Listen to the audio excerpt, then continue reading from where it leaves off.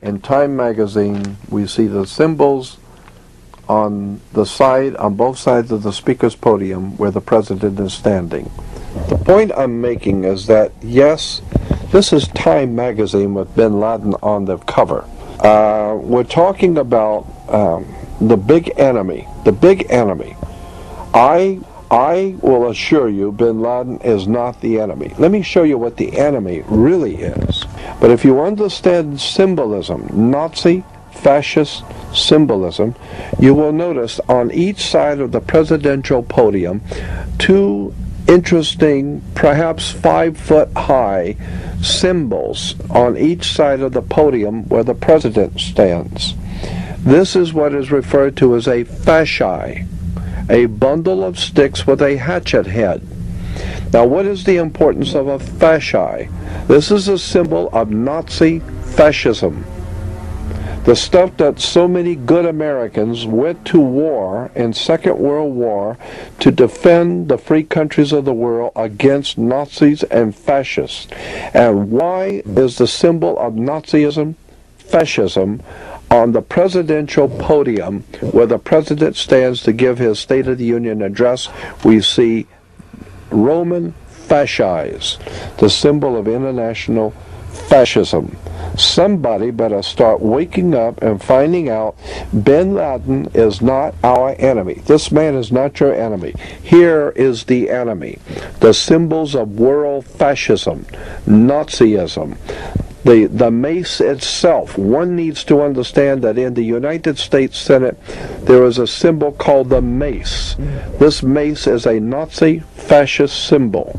It comes out of the ancient Roman Empire. The fasci, symbols of the bundle of sticks with a hatchet head, comes out of the Roman fascist system in Europe. So if we have an enemy, you can bet your bottom dollar, here is the enemy. There's this whole thing about bin Laden being the dirty, rotten enemy. I think before we jump on the bandwagon and believe anything that comes out of Washington, D.C., I mean, we have had over and over and over again proven to us the lies, deception, hypocrisy, the conspiracies against this country hatched in Washington, D.C.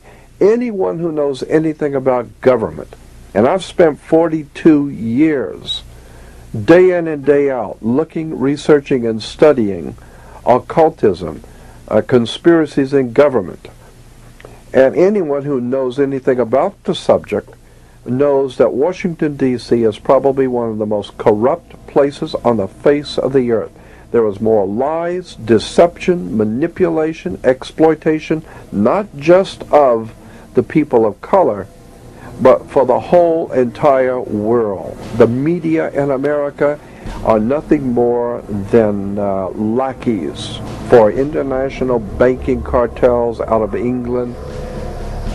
It's just a disgusting, and when I think about how many Americans were killed in New York City, and believing as I do that this thing was a setup job, because it's a textbook, as far as I'm concerned, this is a textbook operation that Nazis used, and they've used it over and over again.